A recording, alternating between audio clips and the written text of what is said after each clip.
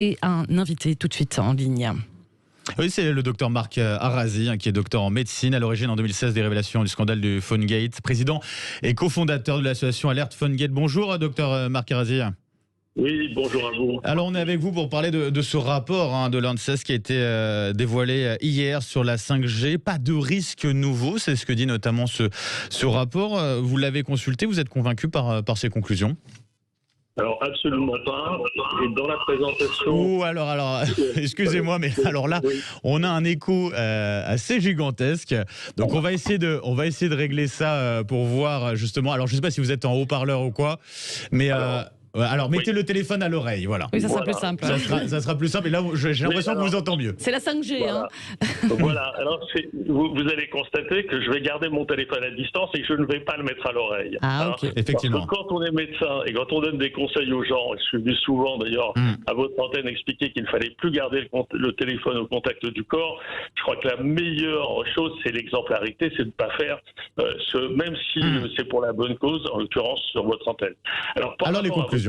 Par rapport à votre question, et dans la présentation que vous avez faite, effectivement, beaucoup de gens aujourd'hui, soit ont acheté des téléphones portables 5G, ou pensent acheter des téléphones portables 5G et se sont posé la question de savoir si ce rapport finalement allait les rassurer. Et moi, mon propos, il va être extrêmement clair.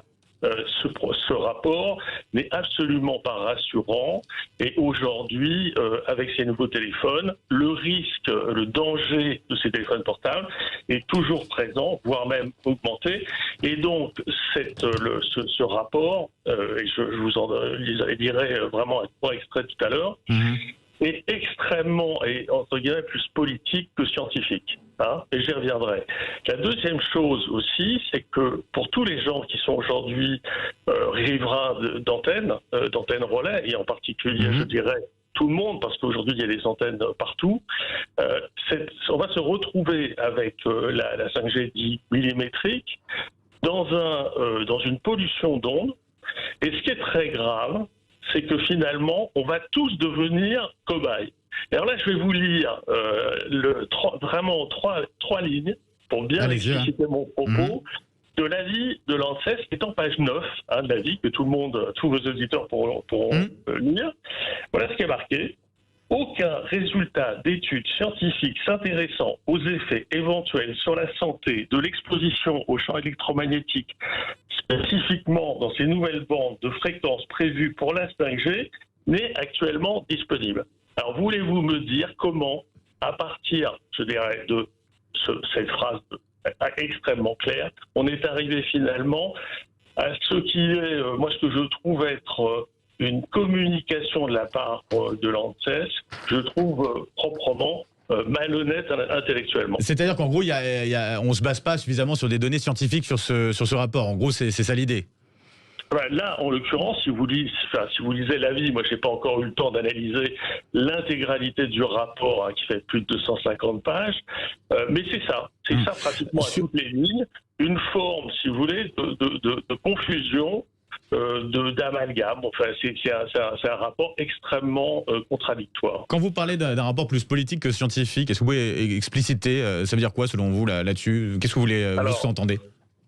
Clairement, si vous voulez, beaucoup de journalistes l'ont remarqué, on a vendu extrêmement cher ces fréquences, près de 3 milliards d'euros qui ont été encaissés par l'État. Vous avez eu donc une mise en place bien avant la sortie du rapport, et donc finalement ça a créé une forme de pression politique et je dirais même industrielle sur l'ANSES.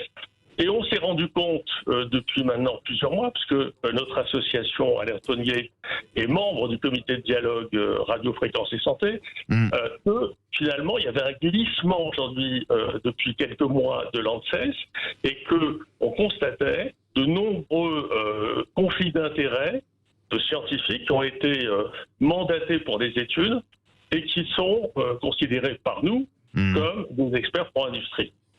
Donc il y aurait des intérêts en tout cas là-dedans. Merci beaucoup, docteur Marc Arazi. Je vais y arriver, excusez-moi. En tout cas, je rappelle, vous êtes docteur en médecine, à l'origine en 2016 des révélations donc sur le scandale du PhoneGate. Et je le disais, un président et cofondateur de l'association Alert PhoneGate. Merci en tout cas d'avoir été avec nous pour nous donner un peu votre avis en tout cas sur cette étude de l'ANSES qui fait beaucoup réagir aussi sur nos réseaux sociaux.